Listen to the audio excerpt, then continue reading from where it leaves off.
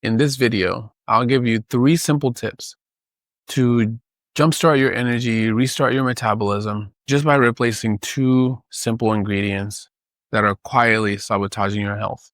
The first step is to find and identify these hidden offenders. The average person consumes 17 teaspoons of sugar in a day. This is hidden. Let's say you choose a healthy lunch and you eat a salad. It's hidden in salad dressings. And for dinner, let's say you have a snack between lunch and dinner, you pick up a granola bar, hidden sugars in that. Unfortunately, there are lots of foods that are marketed to us as healthy choices and part of a healthy lifestyle that have added sugar, which really makes it challenging for us to achieve all of our health goals. The other thing that is hidden in plain sight is ultra-processed starches. So what is ultra-processed starch?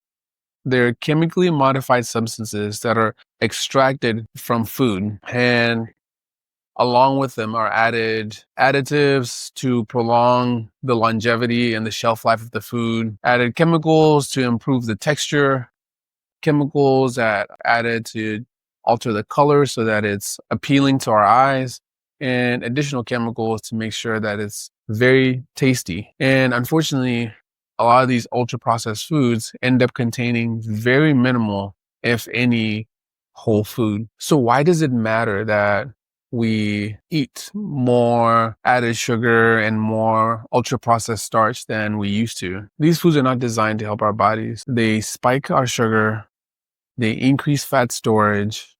Oftentimes they leave us hungrier. And overall, these things really affect our metabolism and our overall health. An increasing number of studies show that added sugars and ultra-processed foods increase our risk for insulin resistance. So insulin resistance comes in many different forms.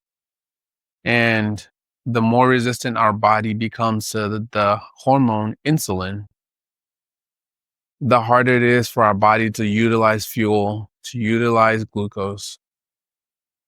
And this is subsequently followed by several complications. So people that have diabetes, they end up having blood sugar that is too high because their body is resistant to insulin. People that have heart disease, a proportion of their risk for heart disease is that their blood vessels are often coated with more sugar for prolonged periods of time because the glucose level is high, and in part due to their body becoming resistant to insulin. There are a lot of different diseases, including obesity, that have their primary root in how our body metabolizes and uses insulin. So amount of added sugar that we're consuming and the amount of ultra processed starches that we're consuming really do impact our long-term health beyond just weight management. So having identified what the foods are, what should we do? Step 2 is to swap foods. Instead of eating highly processed sweetened yogurt, this could be replaced for Greek yogurt and fruit. Does this taste the same? No. And I think part of being able to make the change is realizing that these foods are so enriched with chemicals that make them taste great that when we switch to natural alternatives, it won't taste the same. The sooner we realize that there's nothing that's going to taste like a Dorito, there's nothing that's going to taste like an Oreo when using natural ingredients, the easier it is for us to accept and allow our body time to adjust to our different way of eating, the easier it is to start making changes that are beneficial for your future self. Another example would be replacing highly processed bread or crackers for oats, quinoa, sweet potatoes.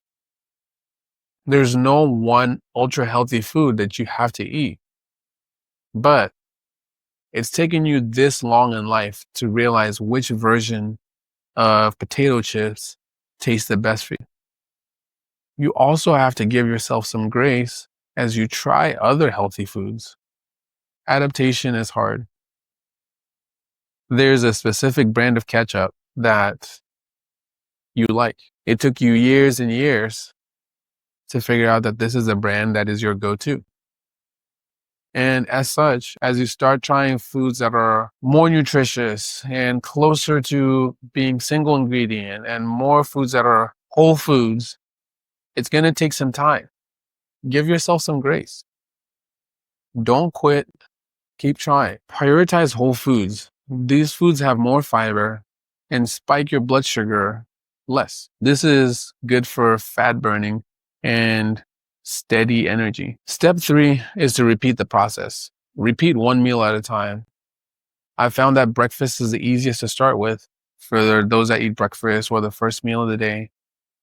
But keep finding swaps and alternatives and things that are palatable. Do it one at a time. And once you have a foundation or a group of foods or some things that you know you enjoy for breakfast, then try it with lunch, swapping the occasional pizza and hot dog for a salad or whatever alternative you find to be easiest and most palatable. Focus on consistency and not perfection.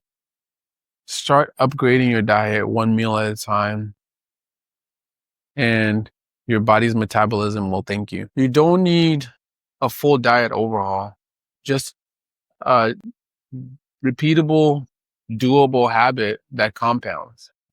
Focus on cutting out refined sugar and ultra-processed starch. Find ways that you can replace these with fiber-rich, whole food. Repeat this with each meal, each snack, and your body will thank you.